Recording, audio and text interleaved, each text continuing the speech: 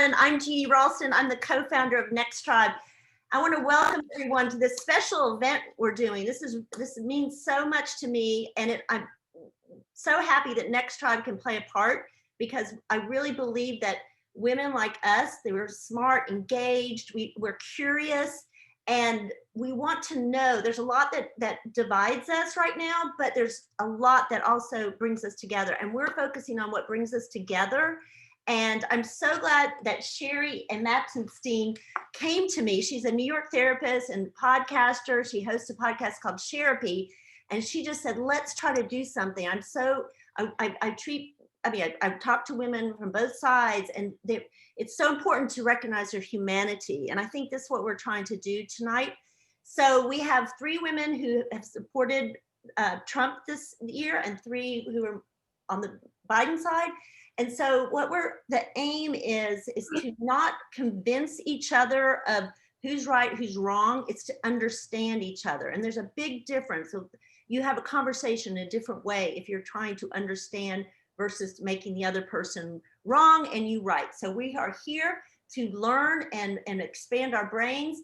And I am going to let Sherry, and I just want to say, we're keeping it civil. Those who are watching can write comments and questions in the chat. And then when we have time at the end, I'll pick a few of those questions.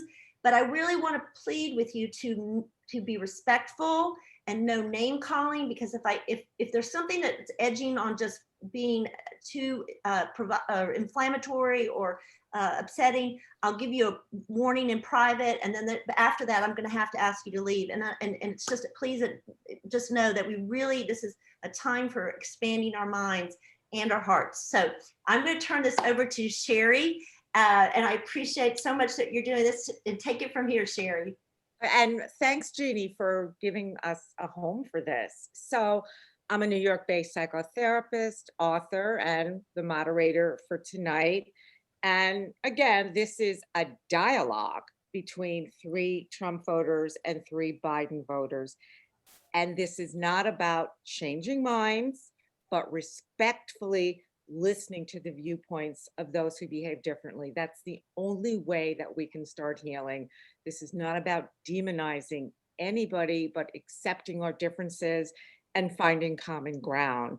And the roots of this Zoom, of this idea, for me probably began after Trump's election 4 years ago, because it cast me into mourning for our country. That was my reaction. And I visited Michigan with my boyfriend for a wedding. That's where he's from.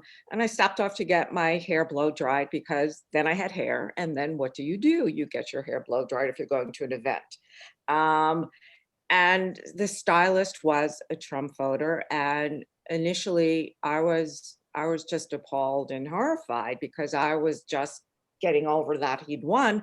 But instead of shutting down, I was curious about who she was and her reasoning. And she was equally curious. She'd never met anybody from New York. And we shared our beliefs and our feelings. And at the end of it, we hugged. And I've always wished I had gotten her information after that. I really did, but would have asked her to this, frankly. So this isn't about, we're going to just say kumbaya and forget everything. But if all we do is hate and judge, we get nowhere. So I'm going to introduce our 6 panelists. So, and I'm hoping I get everybody's name right. Okay. Karen Hogg. She is a Texas-based former attorney and a lifelong Republican. She teaches high school government and economics. And for her, the big picture is freedom and a belief that smaller government is best.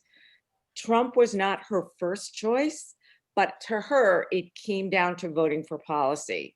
And she has been called a lot of names these past 4 years, but tonight she's here to hear the other side. Leslie Elliott is from Austin. She is a regional sales director for the, I hope I get the spelling of this right, OETKER collection of hotels, which sound amazing. And when this is all over, I hope we can all visit and have like a group hug. And she grew up in a conservative household, but she voted for Obama twice, but the second time she had reservations. She thinks that Trump has done a good job for our country, but that he hasn't been treated fairly, especially in terms of what he's done for the economy. And she says Trump voters always feel judged. And she's had some terrible experiences with the radical left, including being physically attacked by a close friend who threw her up against a bench for voting for Trump. And that's kind of why we're here. So Leslie wants to be accepted for her humanity, and she hopes we can all move together in a peaceful direction. Benita Tolati, I hope I'm saying your name right.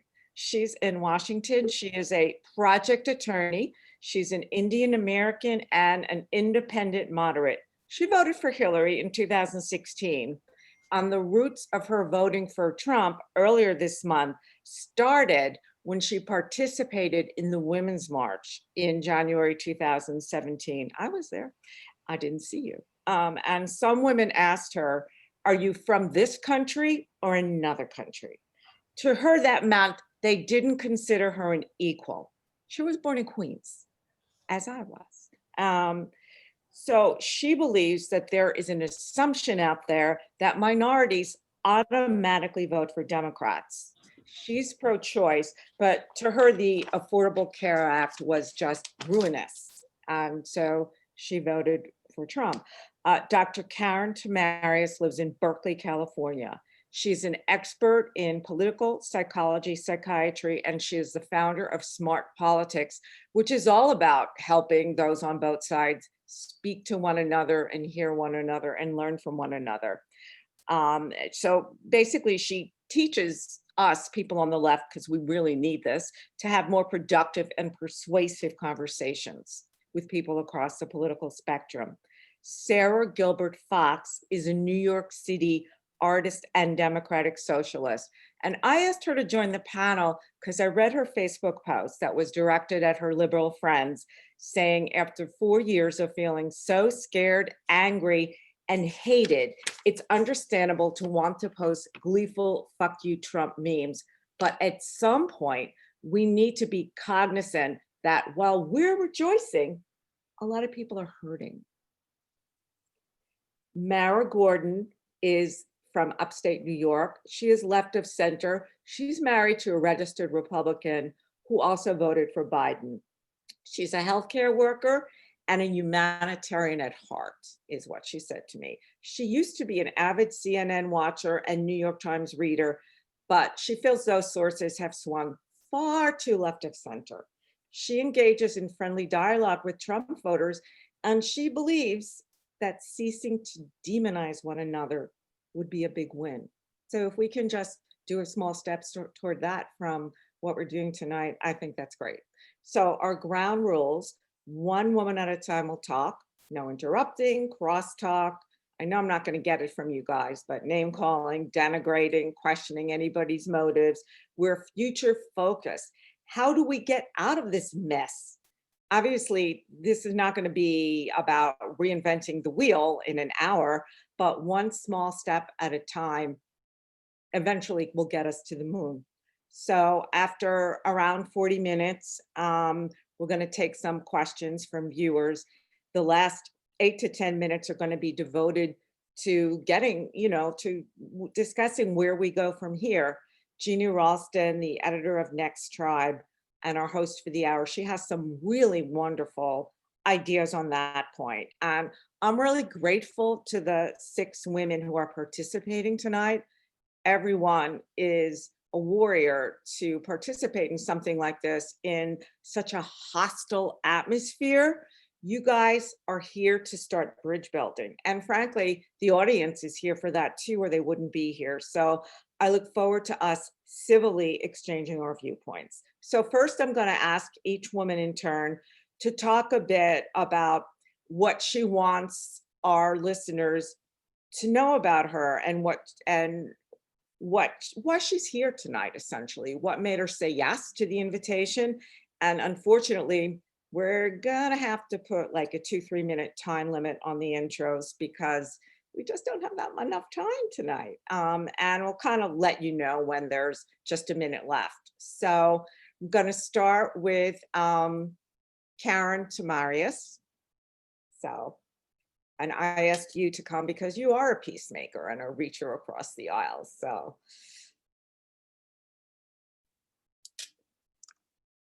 I'm not hearing you. Now I hear you. Right. Can you hear me now? Technology, great. Now we hear you. Terrific. Yeah. Hi, everybody. Karen Marius, under Smart Politics, and yeah, I teach people how to have more productive. Karen, Yeah. It's hard to hear you, but like it was earlier. Can you, whatever you did before, will you fix that? Okay. Well, sorry about that. Technology. Okay. Does that work better? Yes. Yes. Yes, much better. Great. Sorry about that. Again, I'm Karen, Smart Politics. I teach people how to have conversations across difference. I think if there's one message I want people to walk away from tonight, it's that you can hold bridge building and advocacy simultaneously. You don't have to put aside your beliefs in order to have a conversation with someone you disagree with. That is what I try to teach progressives, is they can believe very strongly in their values and their policies and their candidates and still treat other people respectfully. I try in every conversation I have with someone who is across the aisle or just simply views things differently than I do, I try to learn something from them. There is always something I can take away from those conversations. I don't have all the answers. And this is how democracy works. We have a conversation to figure out the best way to move forward together. It's not about one side overpowering the other side. Thank you, Karen. Leslie Elliott, you're on. So good evening, everyone. Thank you so much for hosting this, Sherry and Jeannie. It's great to meet all of you.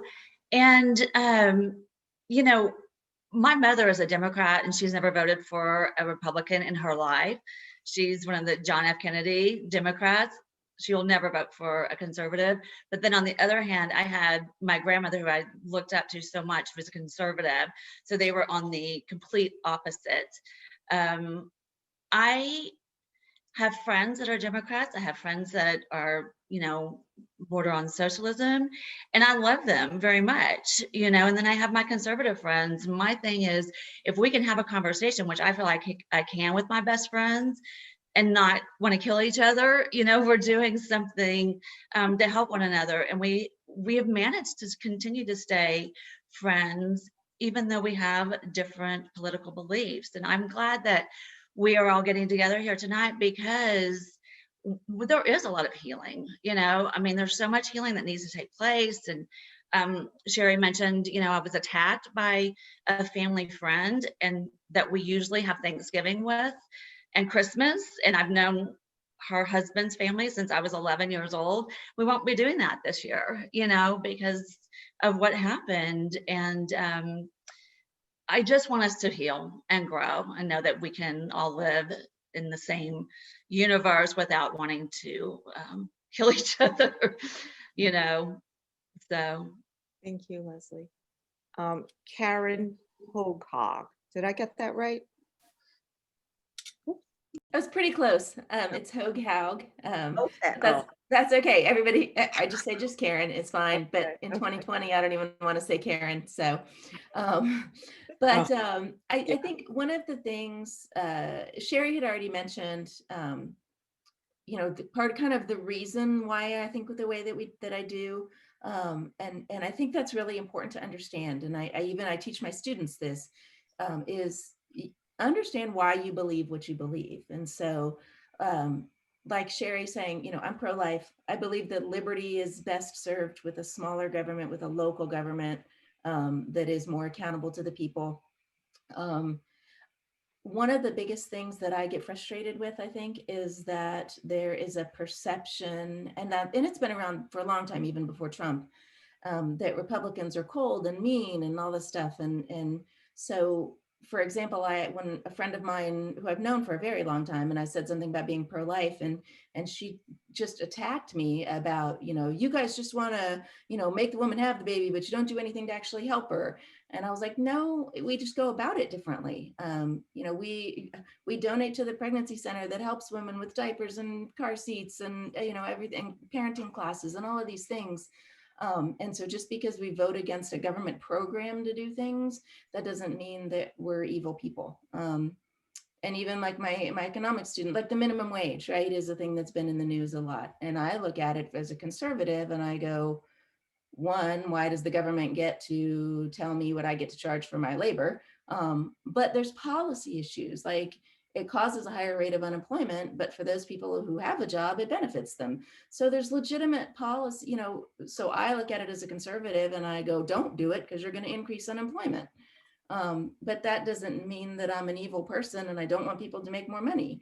And so I think that there's a big misnomer out there. And I've, over the last few years, I've been called racist and I've been unfriended and all for things, that aren't true. And I'm as a conservative, I'm frustrated by a lot of, the resist, like we've seen resist, and not my president. And, let's cheer when Madonna says she wants to blow up the White House or whatever, and I just, as a conservative, I go, I don't, how do you heal from that when the rhetoric has gotten to that? And I'm not saying conservatives never say bad stuff. I'm sure they do. But I don't know where we go from here. And the other thing, even Jeannie mentioned a Facebook post that she had that just kind of erupted. And I freely admit to being part of the erupting. But what I noticed was that we don't even have the same facts a lot of times. I can look at a CNN article and a Fox News article about the very same thing, and they are very different.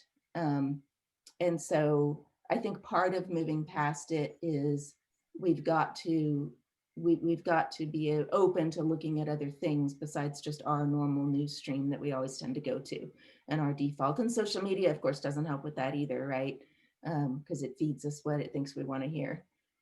Thank you, Karen. And yeah, we're definitely going to be talking about that whole we get our our news sources from different places thing, because that's a huge part. Thanks. I probably went longer than 2 minutes. I apologize. Sarah Fox.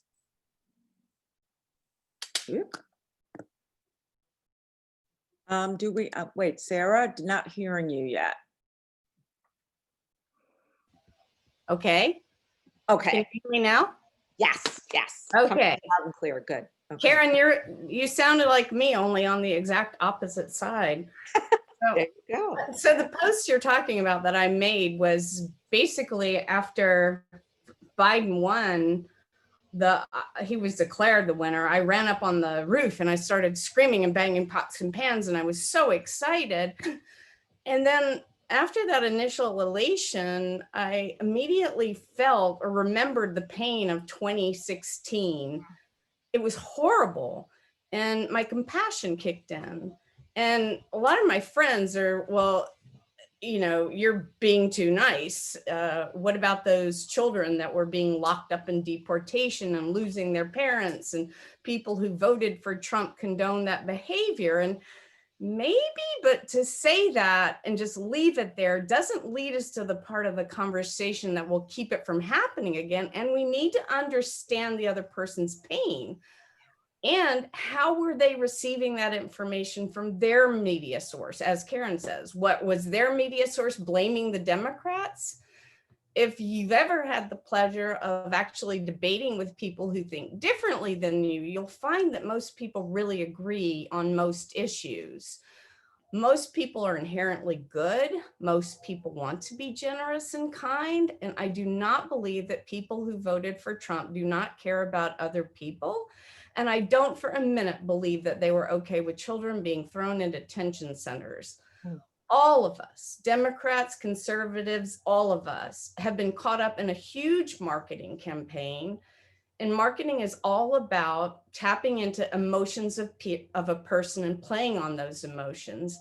And the money that's gone into how political sides are marketing is astounded. So we have this two-party system. We have a Congress that has no term limits. We have no real oversight on media and marketing, all of which have combined to create a perfect storm of us against us. And it doesn't matter if you feel your media is honest and somebody else's is faulty. It only matters that it's turned into this huge issue where we've turned against each other, and it perpetuates anger and has made us to forget that we're in this together. So us against us can only stop when one side stops the anger. So Joe Biden, who was not my choice, but he was as left as I could go, ran on a healing platform. So I'm going to follow suit. He won't be delivering decisive messages, derisive messages. So neither should we. And we have to hear the anger of the Trump voters and not rub their faces in our win, or otherwise it's not a win for anybody.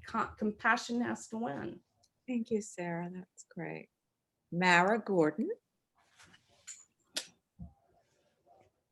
Hi. So, hi everybody. So I'm looking forward to talking to Benita later about the ACA, but I am a healthcare worker, and specifically I work with medically fragile and medically complex children. And I'm a physical therapist, and their sessions are long and they're intense, and the parents are a part of them. So over the past 4 years and through my entire career, you get to know your families quite well. And some of them are Trump supporters, and some of them are whether it be Clinton or Biden supporters or Obama. So I have had a lot of conversations in the course of, coaxing some little angry scrap of humanity through their exercises. The parents and I tend to talk a little bit, and I can pretty much argue both sides of all of the major topics, but I am going to come down on the side that benefits me and and saves my bacon, and I think everybody does that. So one of the things that I hope I have spent the last 4 years being called a libtard and lazy and like a welfare queen or whatever, because I need the ACA. And I need the ACA because the vast majority of the programs that I work for require you to be an independent contractor. And I happen to have a pre-existing condition related to a birth defect. I've had to buy my own insurance for years, and it was ruinous. And when you see some of the anger of the anti-Trump people, it is fear-based, from not being able to get medical care, from being middle class, hardworking, and not being able to purchase health insurance. I also know there's a flip side to it, particularly for small business, but I've seen that, and I also have concerns in the areas of education. I have 2 kids in college, and guess what? College is ruinous. To cut it short, I feel like there are some very complex issues plaguing the country right now. And whichever political party makes the very difficult decisions to solve them, and they are solvable, it's going to be political suicide. And I can speak more to that later, and so I feel we're getting played a little bit here, because as long as we're fighting with each other, nothing really has to get done. So who does it benefit to have us so angry with each other? I think we need to take a long, hard look at that. Okay, thank you, Mara. Benita? Okay, can everyone hear me? Great, yeah, yes, I do. Wonderful. So first of all, thank you so much for having me on this panel. I'm looking forward to hearing from everyone. Sounds like some of us will have some interesting conversations, to say the least. Particularly Mara, you and I, because actually we're very much on the same page from what I can tell. With that said, I think that, especially with my evolution from having been independent always, and there's a story behind why I chose to be an independent and not a Democrat, even when I was 18, to becoming more conservative. I'm still an independent because fundamentally I still align a lot with Democrats on many issues, but I am definitely fiscally conservative. And I think the 2 takeaways for me is that, one, this election was really all about character, decency versus policy. Fundamentally, I actually think that most of us are relieved, happy to have character decency restored, but I think that what a lot of people are missing is that character decency doesn't necessarily pay the bills. Huh. And I think that a lot of people recognize that. I think some people really thought about the long-term future of our country, and that was really on a lot of people's minds. I think it's also important that we try not to live in echo chambers. If there's one thing I'd like for people to really understand, it's so important not to live in echo chambers. That is why 2016 happened, and the reaction to 2016 happened the way it did, because so many people lived in echo chambers. I was smart enough not to do that to myself, and that's how I predicted correctly that it would be Trump. I think this year is the first time since 2000 that my prediction was wrong. Political science degree isn't always perfect, it turns out. But I think the other important thing is that we really learn to listen to one another and not define one another based on one vote. I'm seeing so many, quite frankly, I'm seeing this on the left. I'm not seeing this on the right so far. I'm seeing so many people on the left, posting, I'm unfriending you, or I'm not going to be friends anymore with you. The heck with the fact that we had a 5-year friendship. You voted for him. That's it. We're done here. And it's just shocking that anyone would actually do such a thing. And now I also was unfriended after 2016. My law school classmate and I both were, actually, despite the fact that I had actually voted for Hillary. And it's painful, it's hurtful, and I don't necessarily know if it's really necessary. I think that if we continue to just listen to our side and our side only, and we're unwilling to just pause and just without interruption hear what the other person's saying, we're never going to be able to understand what motivates people to vote the way they do, and understand that we actually have more in common than it seems, because fundamentally we do have more in common. We all want the same things in life. I truly believe that. I just think that we have different philosophies, big governments versus small government, self-reliance versus dependence, those types of things. Thank you. Thank you, Benita. And you guys are amazing. And I know we could talk forever. So I'm gonna just sort of bring up some questions, and unfortunately we can't take that much time for each person to respond, but we're gonna get to what we can get to. So this first one is for the Republican panelists. What is and some of you have hit on this, what is the primary misconception that you feel Democrats have about you? And just whoever wants to speak to it.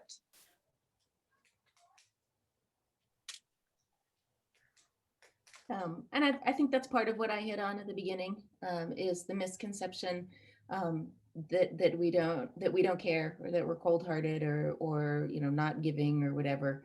In fact, I pulled it up just before we went live. There in 2018, New York Times article that talked about conservative counties, compared charitable giving, conservative counties and liberal counties, and conservative counties outgave. And of course, I know statistics, you can make statistics say whatever you want them to say. But there's ample evidence out there that Republicans actually really are giving people. And my husband does, when he engages with someone in conversation, that's one of the first things he says. And I think it's really important, is that because of this misconception, he says, I'm going to give you the grace to say that I genuinely think that you care about people and you want to help people. Will you give me the same courtesy? And then now, once you establish that, okay, now we can talk about the effects of different policies and the effects that those policies have on people. But I don't think you can get to the next conversation. I forget who it was that said it. I think it was Sarah, with the whole, if it's all just us versus us, how do you ever even get to the policy conversation if we're all just emotionally making assumptions about other people? It doesn't work. And Leslie, I'm interested just to hear you talk about this, especially because you had a lifelong friend, a family friend, attack you because you voted for Trump. I mean, what is, what does that mean to her? What does she think that meant about you, this person she's known forever? Yeah, and it's probably one of the most painful things that has come out of this whole thing, because you can see it on television where, Trump supporters are, just last weekend, they're protesting, in a decent manner, and this elderly gentleman gets just knocked over and knocked to the ground and kicked in the head. Things like that. Obviously, I have a very hard time with that. I think also the misconception that people think that we're racist, or that, I know that, I think Sarah had mentioned, that you're okay with kids being in cages, and I'm not okay with a child being in a cage. I'm not okay with, my friend who's a Democrat, she's Black. What? We've taken trips together. We have differences, but we still are able to communicate with one another. I just, I think at the heart, I think of everybody's heart, we're all good, decent people, but you just need to kind of take a breath and step back and really think about what you're saying. And is this really like, I would never be okay with seeing a child being caged up or support those type of policies. That's just, so I just wish that we could have a conversation instead of go straight to the screaming. And Benita, you have an interesting perspective because you've been both. You were, you have voted for Democrats, and now this time you voted for Trump, and you've kind of, sounds like you've gotten attacked for both. Yeah. So what I was going to say is that, as a minority, one of the things we're raised on, or the mantra we're raised on, is Republicans are racist, Democrats are for minorities. That is what we're raised on all our lives. And what I've noticed really keenly since 2016 is that's not necessarily the case. Case in point, my experience at the Women's March. When I got that question, and that question was not asked to the women, the white women that were around me, that was a clear indicator of a lot of covert racism, that they assumed wrongly that I was a foreigner just based on my skin. Meanwhile, I have some very good friends of mine from law school who live in arguably what I call Trump country, Republican area in central Pennsylvania. And every time I visited there, it's been really interesting how their family friends always say things like, it's obvious you're an American. You don't have an accent and your mannerisms. Whereas I live in, ultra liberal DC area. And since 2016, I've had some really weird experiences where I'm constantly being asked, if I'm from this country. And I'm just like, hold on a second here. This is a liberal area, supposedly not racist. I'm not getting this vibe. I'm getting a very different vibe. And that definitely is something I've been challenging. Certainly, some of the comments our president-elect has made are examples of covert racism, quite frankly. And, the emphasis on race, rather the obsession on race from Democrats, it really makes us minorities, many of us, feel unseen. It just, the focus on that is really making us really question, like, do Democrats see us beyond our color, our skin tone? And that's everything you're saying is wonderful. Unfortunately, I guess I have to do some policing too. No worries. And it's because you all are so wonderful. You could go on and on. I'm going to flip that around and ask the Democratic women here, what do you think Republicans think about Democrats? What's their misconception? Can I put one in? Sure. I get the very strong sense that an awful lot of Republicans think that Democratic people are financially irresponsible, weak, dependent, expecting others to take care of their problems. That's and that's been said directly to me, particularly based on ACA stuff, but other stuff as well. Meanwhile, for myself, I've been self-supporting since I was 17 years old. I've paid for my own education. I don't carry debt. I'm so financially conservative that it's like I wear used, I sell on eBay, I supplement every which way. But there are situations where the infrastructure around you, you can't win. And that was my experience with healthcare, in that I simply couldn't purchase it for less than maybe $60,000 a year. It just was not doable for a situation that I could not control, that I was born with. And that's the reality of all the people in this country with significant pre-existing conditions. So I would just want to say that, yeah, we actually, most of us would like to be wealthy. We have no problem with keeping, with people working hard and keeping a fair percentage of what they've earned. To speak to Karen, yeah, big government it's a problem. It's cumbersome and it's illogical. And some of the programs I work with are less effective because of it. But there are times that the status quo, smaller government or free market fails. And I don't get the sense that there's a clear understanding that that might be so for a good many people in this country. And do any other of the Democratic women here want to answer that question about the misconceptions that Republicans have? And then we're going to move on. Yeah. So Sarah. it upsets me a lot that our issues of socialism have been turned into the idea of communism. That's a real misdirection of what people who feel socialist is. Democratic socialism is just having some of the same programs that are like found in Sweden and places like that. It's not this crazy communistic thing that's been turned into a media circus. That's it. Okay. Oh, I also want to apologize to my fellow Republicans over there who've been feeling so hit on by my fellow liberals. And, as perplexed as it may seem to you, I think the majority of liberals feel the same way, exactly the same way, which goes back to leading me to the fact that I think that we're all being fed the same thing through a different funnel. But I'm sorry that we've made you feel bad.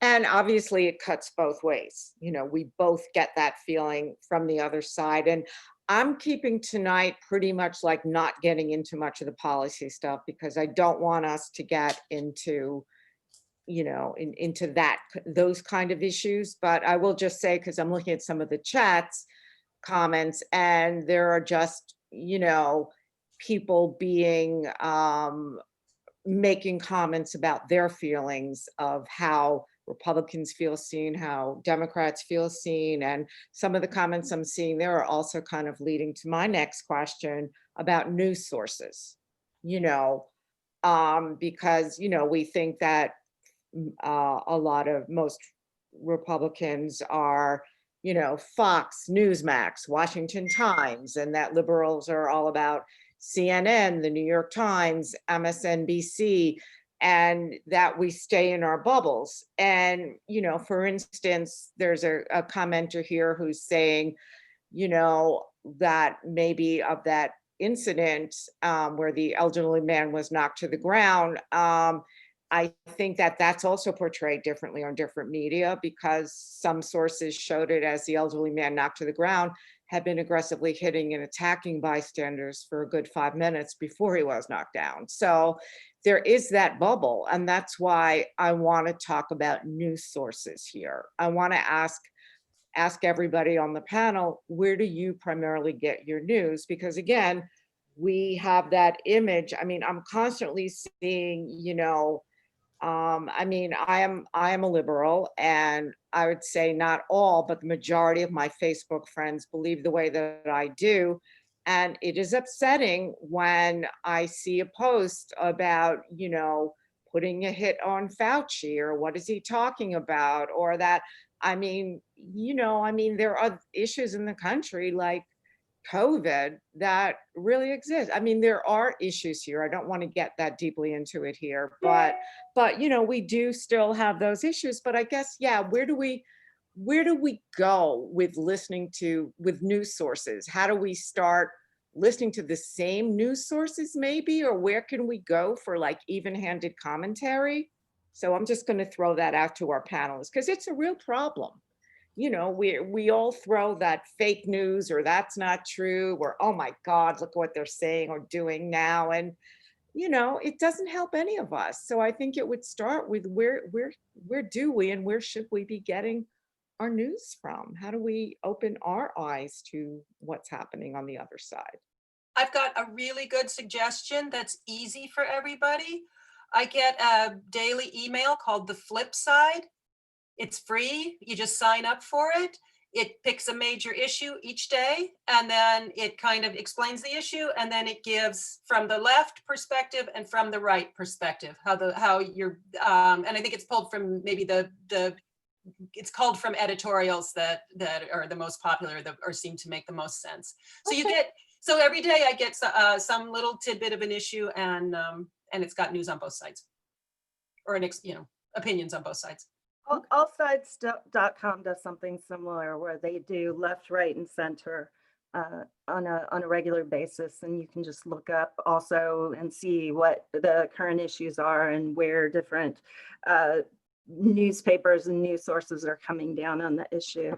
One of the things that I really recommend people do is if they're finding there are disputes within their family or friends about what is real, is to do kind of a news challenge together and agree to either trade out, like I'm going to watch your news for a week and you watch my news for a week and then let's talk, or to watch the news together and watch one person's favorite news and then watch the other person's favorite news and talk it through. And the kinds of questions I encourage people to talk about aren't about facts, but rather about approach. What is it that you like about this type of news? What appeals to you? What do you think might be problematic?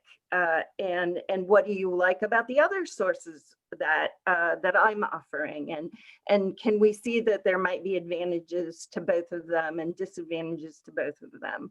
Getting kind of meta in our thinking about the news can be really powerful, and it can be a helpful way to build bridges, to realize the ways in which no matter where you are on the political spectrum, the news is to some extent manipulating you. Okay. I think that's a good point. Yeah. Mm-hmm. I was gonna say, Oh, go ahead. Sorry. okay. I was gonna say, yeah, also I agree about All Sides. All Sides is terrific. Karen, I love or maybe I said your name wrong, Corinne? That's right, Karen. Okay, good. I was gonna say that I really like your idea as well. News challenge also sounds like a lot of fun. What I was gonna add is also look at sources outside of our big three media, if you will, or mainstream media, and go to sources such as BBC America, go to Al Jazeera America. These are sources that aren't really going to be so heavily biased one way or the other. So you get a much more broader perspective, including even better international coverage as well.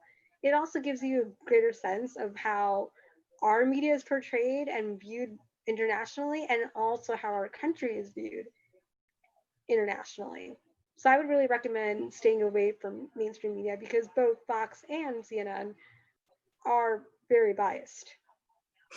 And most of our listeners, or many of them, can't understand how a woman can vote for Trump, given his history, his attitude toward us.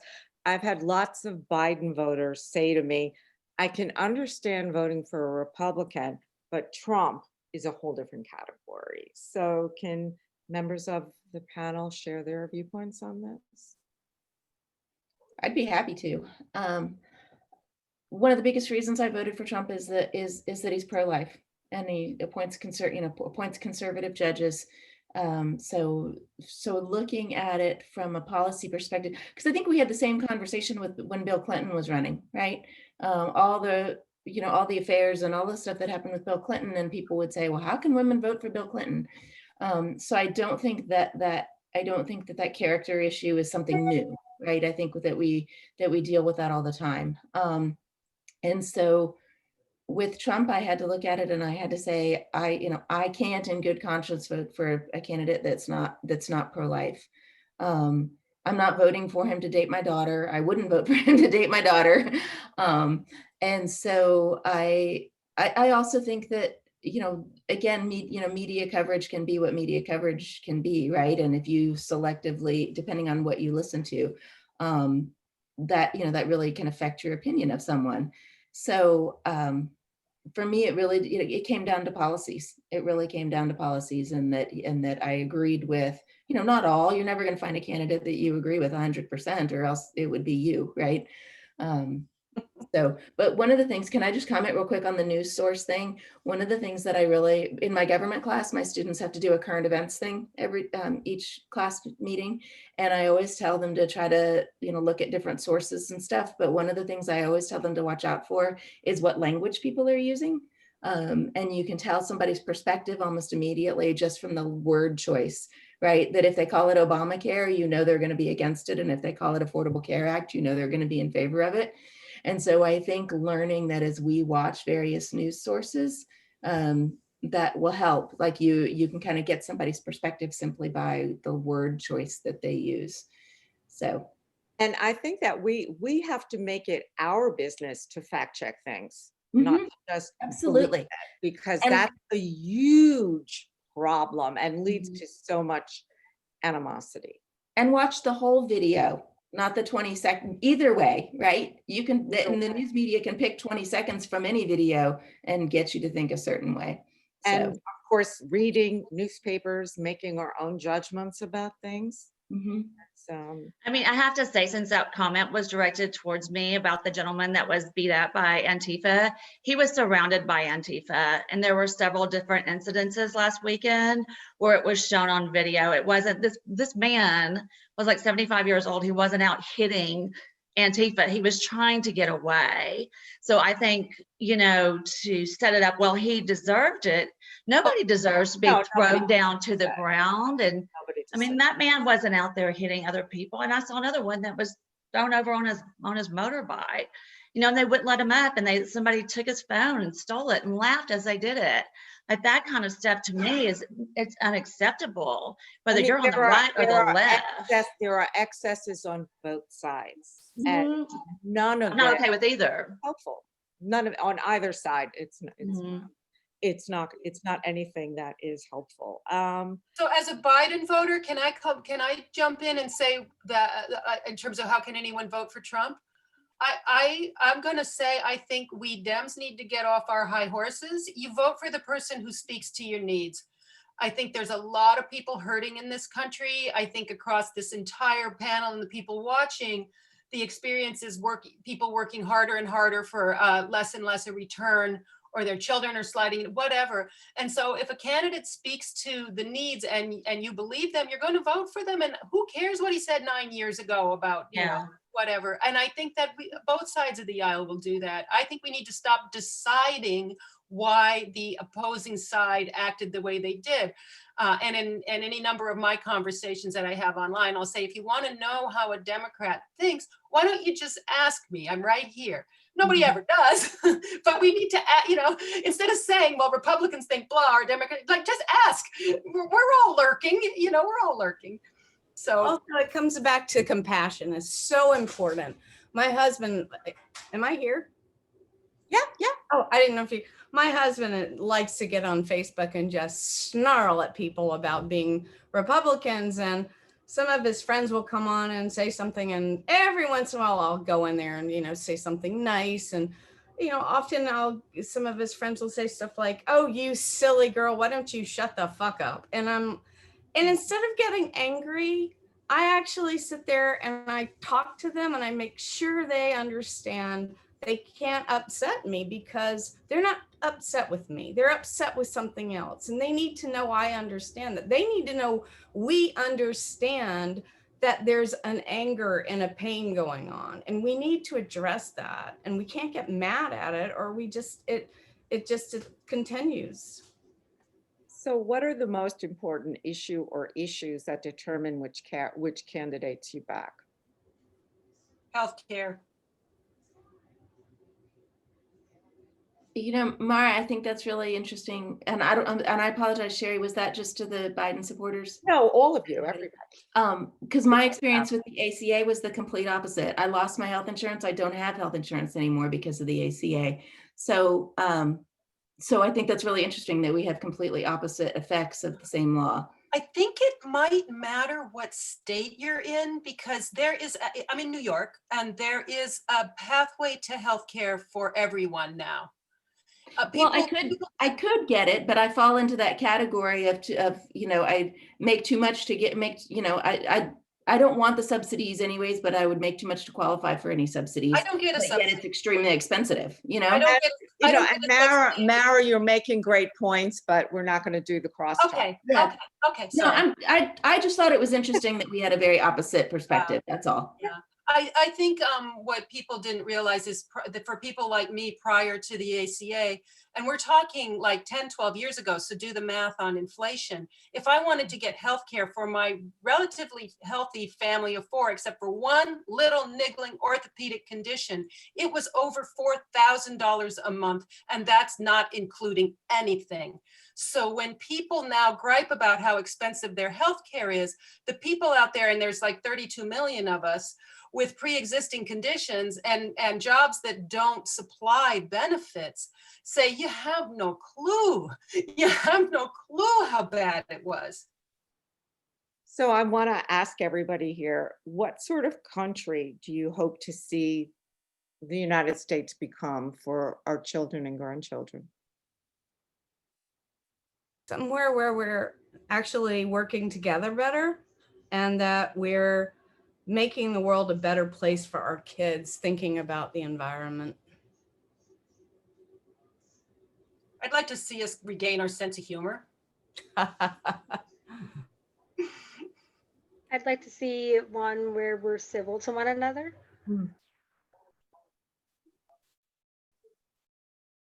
I just want for the children of the future that are growing up now to have a future, you know. I would say that our basic freedoms continue to be upheld. Freedom of speech, freedom of religion, all of those things, you know, that our founders held dear. I would like to see those continue to be upheld. Because that's what, you know, to me, like when I think America, I think freedom. You know, and as I said, I just don't want to this is not about getting too deeply into issues here tonight, because I'm also watching a lot of the chat people there, and we're creating bridges tonight, because I think we're seeing bridges.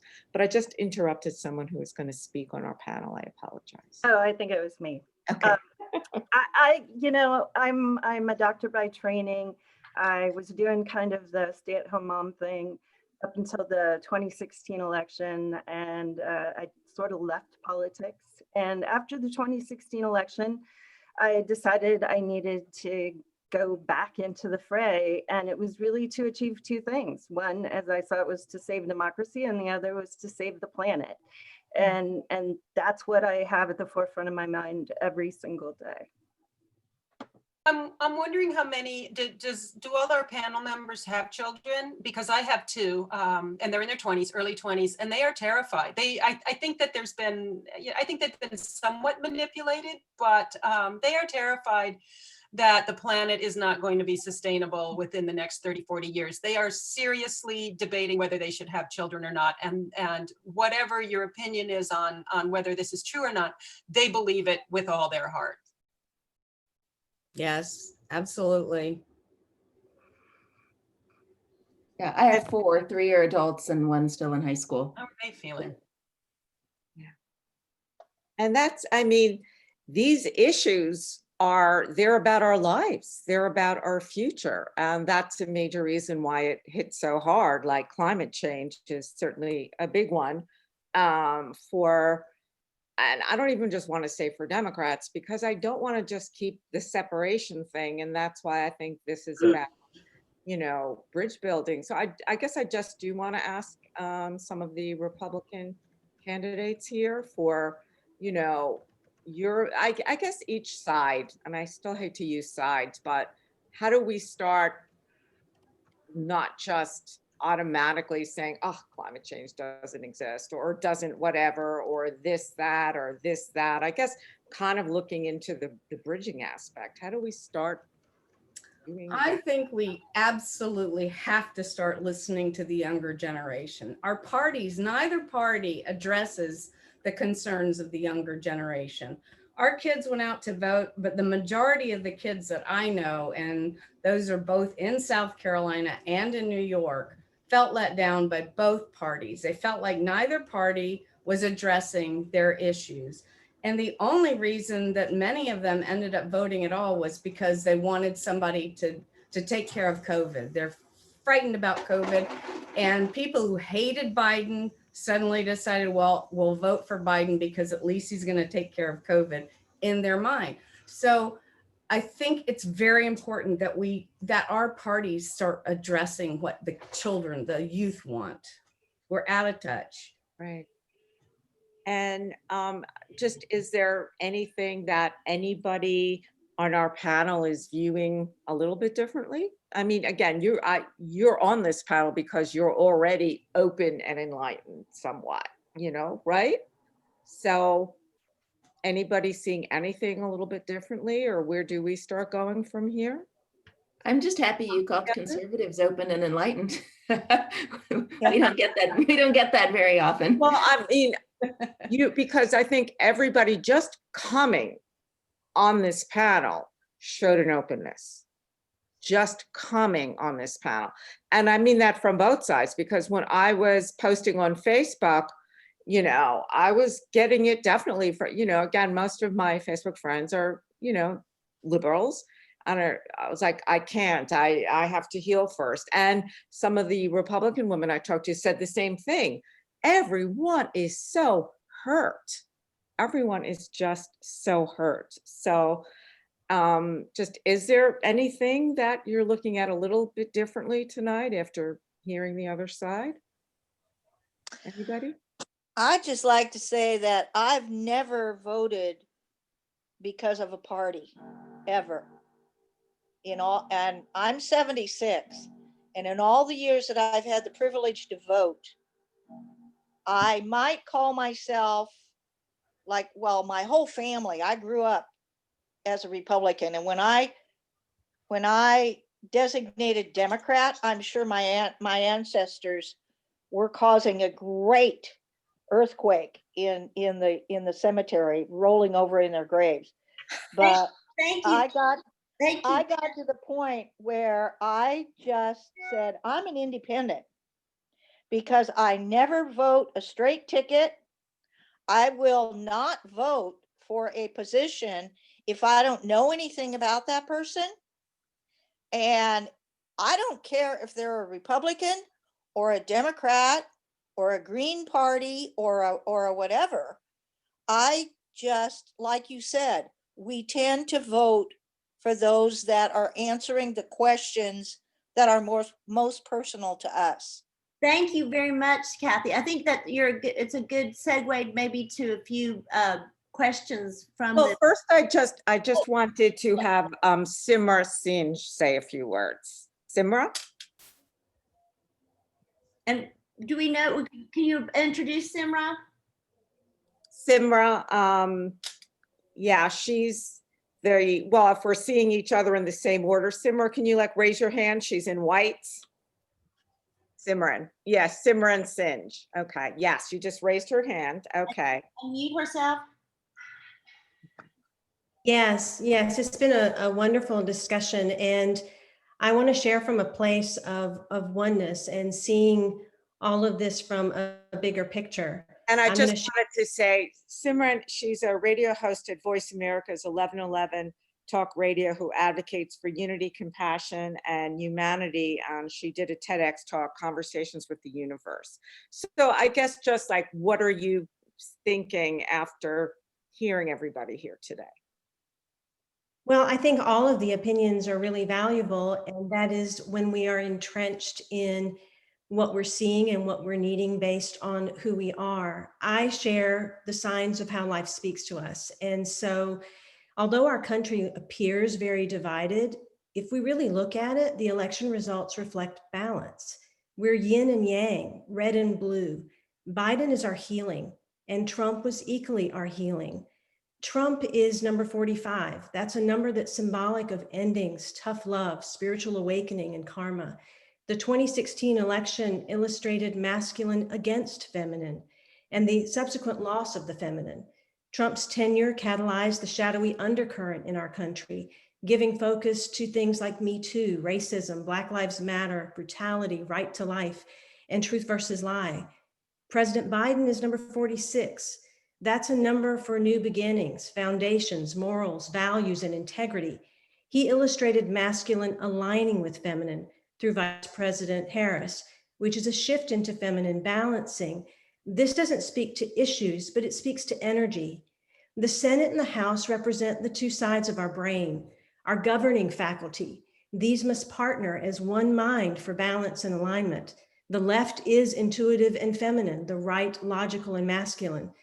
Life is not about men, women, red or blue, you or me. There's a bigger picture of equilibrating and balancing energy, because everything is energy. Life's biological intelligence brought COVID-19 to support our healing. Corona means crown, head, or mind, and our minds are infected with fear and division. Our inner houses are at odds, and Mother Nature sent us inside to reflect on who we've become.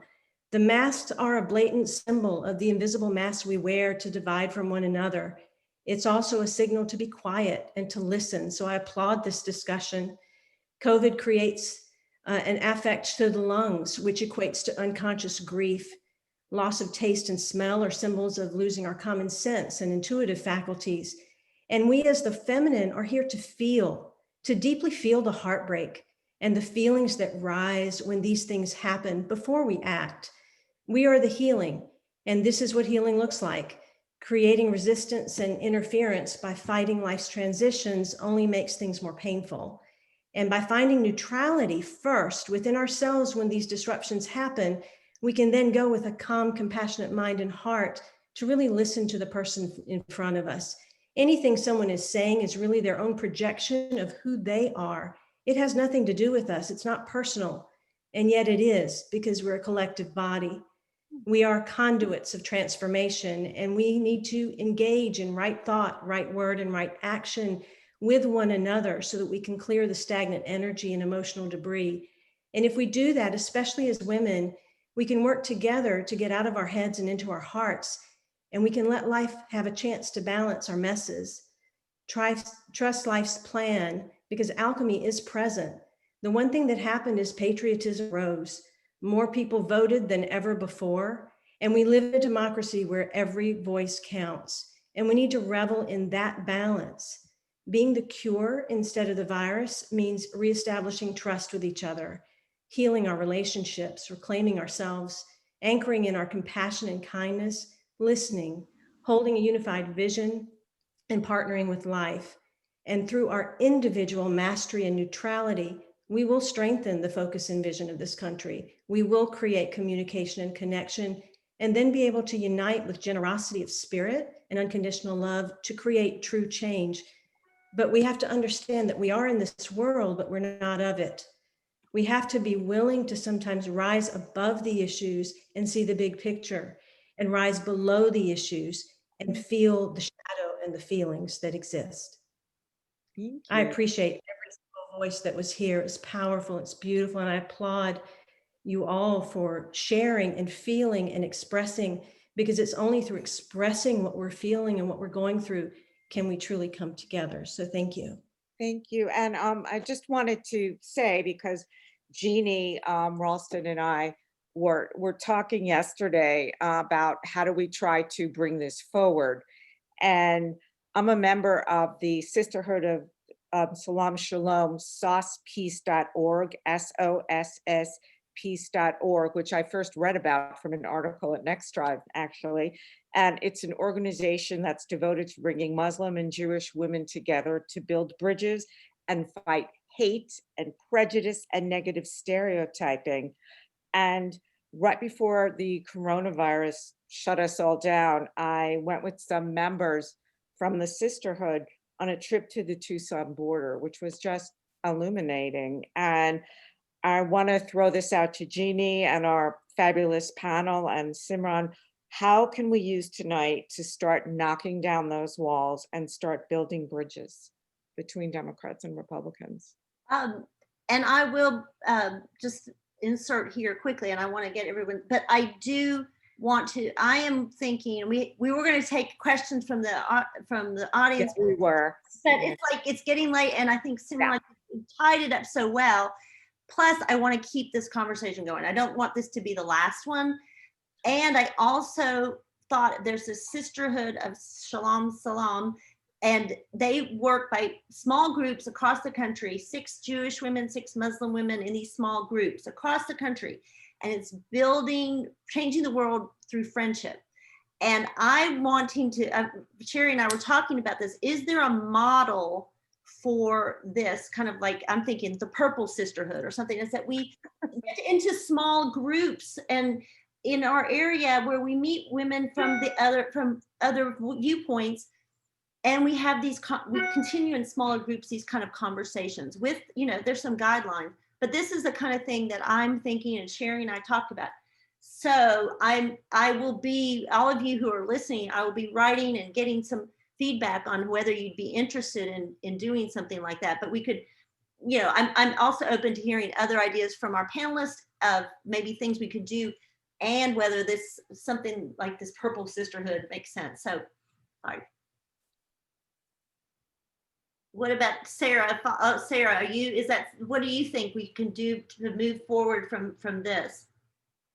Well, after listening to Simran speak, I think we should just all go and read her stuff and listen to her.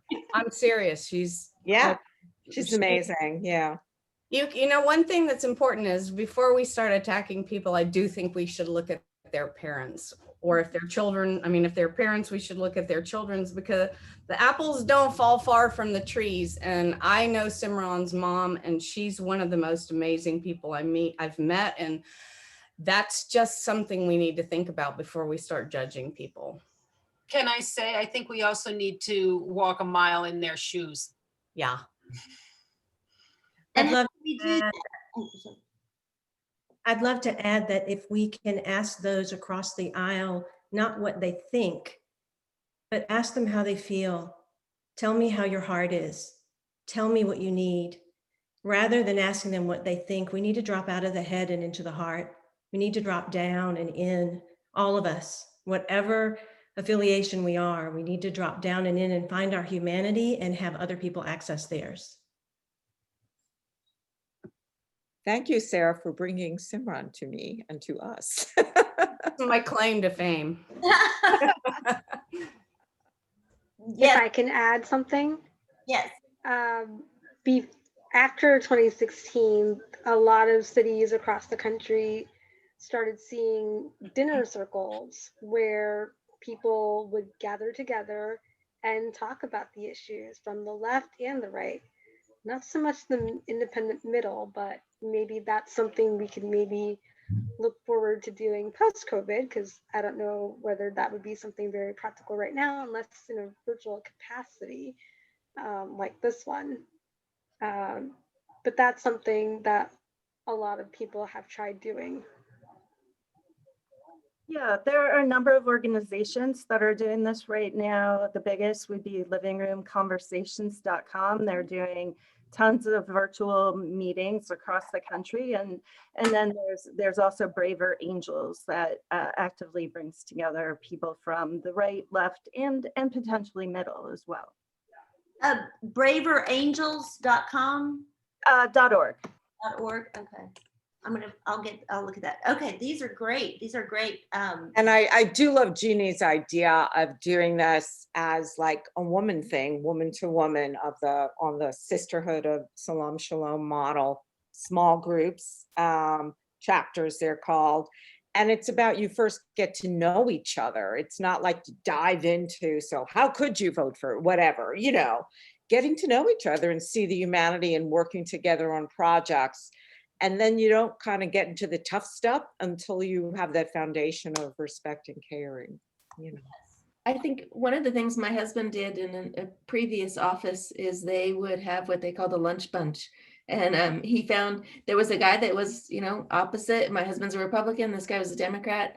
And my husband just said, you know what? Each day we're going to just have a limited time where we're going to pick one issue. And we're just going to go back and forth on that one issue, all in a very respectful, they were coworkers and respectful of each other. And so they were able to set us, it's almost like they kind of carved out this little time where they would discuss the issue, but the rest of the time they were coworkers and friends. And so it really gave them the opportunity of almost like, okay, we're going not in the ring, so to speak, because they didn't approach it from an antagonistic perspective. But it like set this boundary of here's where we're going to talk about these issues, but then the rest of the time, we can be friends and get to know each other and whatever. So I think that's kind of neat, and I like the idea of getting to know people before you just jump in and tell them everything that you're thinking and everything that's wrong with them, right? Exactly.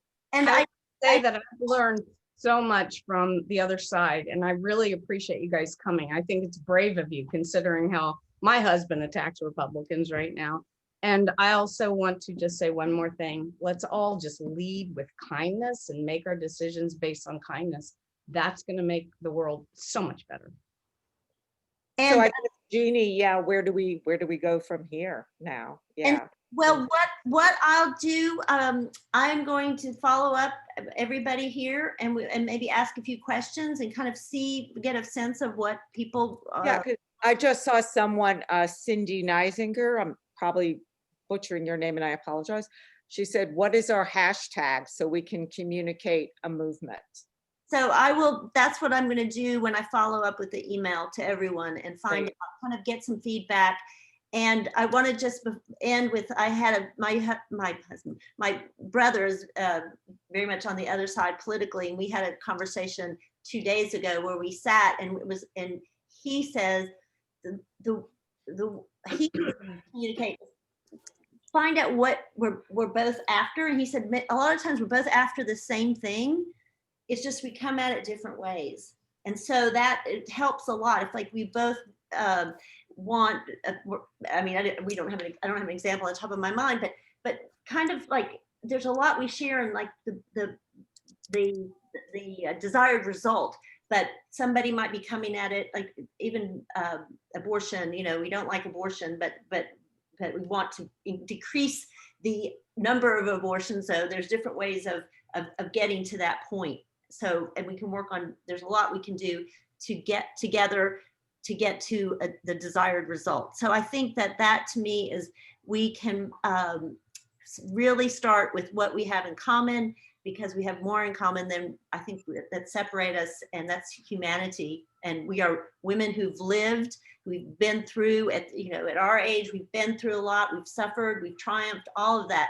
So I think there's a lot to bring us together, and that's what I'm hoping for. So I also want to say that we will make it, this has been recorded. I'm going to also, when I send out the email, I'll get to link to this so you can watch it. And Sherry's going to write a story based on this, correct? Right? I will. Yeah. I thought, and she also is going to, the audio recording is going to be on her podcast called Sherapy. And so I'm going to take us out. But before I do that, I want to just put your link to Sherapy, Sherry. It's Sherapy. Oh my God, this is where my chemo. No, I'm getting it. Therapy with Sherry Amatenstein. Yeah. While Jeannie is getting that up to give me some self-promotion, I just also wanted to say, I put down in the chat, SOSS.org is the Sisterhood of Shalom's website. And someone also said, what's our hashtag? So I think what Jeannie said, hashtag Purple Sisterhood. I kind of like that. Well, yeah, and we can always be open to that. But I definitely thank all, and Sherry, thank you so much for your idea of this and for making it happen. And thank you to all the panelists to being brave. I didn't know who would want to do this, but I'm glad you did. And everybody here who's been watching, and I hope your hearts have grown bigger, or at least your horizons. And wow, and beautiful, beautiful. Wait, what's your name? Who just spoke? Imran. So beautiful. I just love that, and it's all a new way of thinking, and you've opened us up very well too, very much too. So I think that's about it. And I say stay tuned, because we're going to do more, right? Absolutely. And thank you everybody for coming tonight. And see, everybody was saying, oh my God, thank God that it's virtual because they kill each other. And I'm like, Yeah. we were great, you know. Thank you, Jeannie We and Sherry. rock. We rock. You So, good. Thank you. okay. Thank you. Thank you. Bye. Bye-bye. All right.